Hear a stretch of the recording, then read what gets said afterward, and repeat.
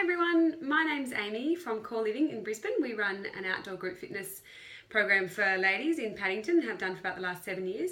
We've just recently teed up with a nutritionist, a friend of ours, Carissa from Jessica Cox Nutritionist in Brisbane City, to bring to you 4 mini videos. So they're about 5 to 6 minutes each, just really going through the key components and the key things that I get asked all the time by women about how to lose weight, how to gain more energy, really just the nutrition questions that we've probably all had over the time. So we're going to bring that to you over the next 4 weeks. So please stay tuned for our little video. Thank you. And today our first video we're going to talk about sugar.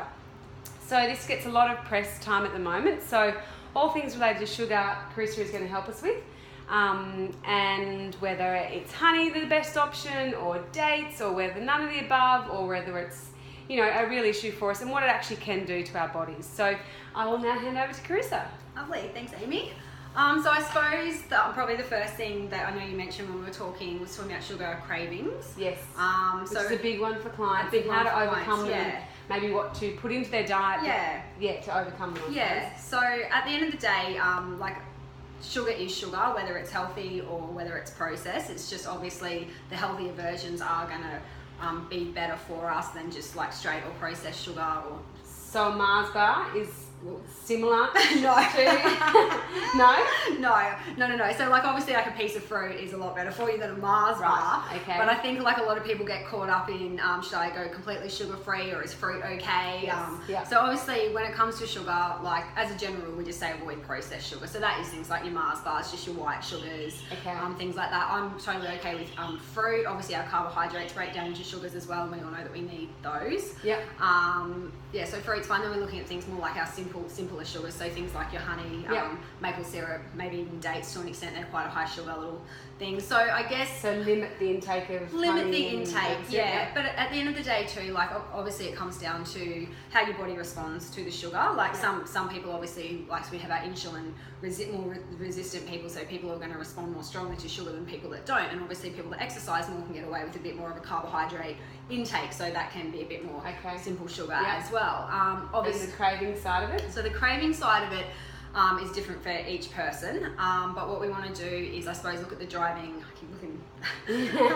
Look at what's actually driving the sugar cravings for the person. So generally, I sort of look at 3 things. I look at their meal intake. Are they having proper macronutrient balanced meals?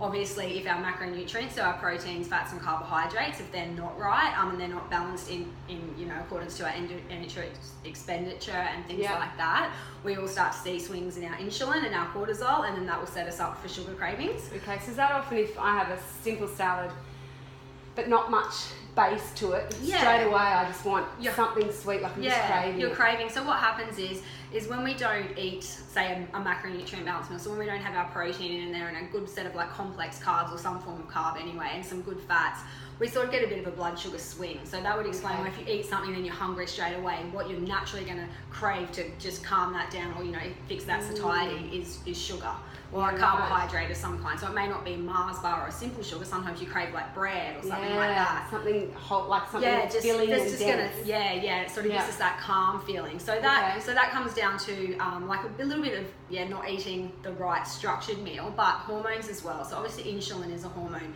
cortisol is a hormone, and leptin is another hormone. So leptin and insulin sort of play a role. So when our hormones and balanced meals are structured properly, our leptin, which is our satiety receptor or true hunger receptor in our gut, that will tell us we're full after a meal, and we won't crave sugars and things like that. So, and obviously, so if your leptin's functioning properly and your insulin's functioning properly, you won't really crave sugar. And how do you get that leptin to function properly?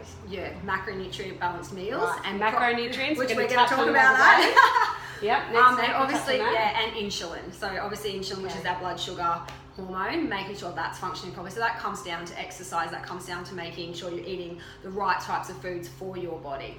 The other thing that can also give us those sugar cravings is gut bacteria. So something, obviously that's what we specialise with in our clinic, is like gut health and digestive health. So quite often, sometimes if we do have, say, a build up of a certain type of bacteria or can be fungal, anything that's not right from like an ecological balance side of our gut. Those things crave sugar and feed on sugar. The bacteria is actually the thing that's so sometimes it is out of your control, guys, and you have just blame it on the bacteria. Exactly. No, but yeah, so obviously that will come into it as well. So when we do have digestive issues or things like that working against us, that flora and fauna balance in our gut can actually, like yeast, we know yeast feed on sugar. Yeah. So when you think about like someone who's got like candida or even anything really, like, so those sorts of things too, we would, if like you were seeing me in clinic, we would be addressing that as well if you're having really strong sugar cravings.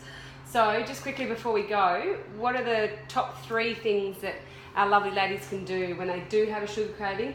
Instead of reaching for, the dates all the time or the honey and peanut butter on biscuits or whatever it might be. Is there herbal teas? Like, what should we reach for? Look, what ideally structuring your meals properly throughout the day will pretty much knock that on the head. So, but the other thing I do say to like all my clients is just be prepared. Like, there are going to be times, like if you have a stressful day, that stress is going to drive an insulin response as well. So there's other things that you have to be mindful of. I say have things ready to go that are going to be a healthy option. So have a boiled egg ready to go. So what we want to do, instead of having a carby kind of snack or a sugary kind of snack when we do have that hankering, is go for something that's more protein and fat based. So a boiled egg or a teaspoon of 100%. Boiled egg or chocolate cake. I know, right? I'm selling. But I suppose it's like a vicious cycle. Because I have the chocolate cake and then I want more and I want more. So the more you feed the sugar in there, the more it throws that whole hormone balance out and that leptin out. And it can take a couple of days to correct, or sometimes weeks for some people. But once you correct it, you'll find you can, I don't know if I should say this, but you can have that sugar in front of you and not necessarily feel like you need it. Because you're full, you're satisfied. Things are functioning. You could take it or leave it. Perfect. Thank you, Carissa. Excellent, guys. Well, we'll see you next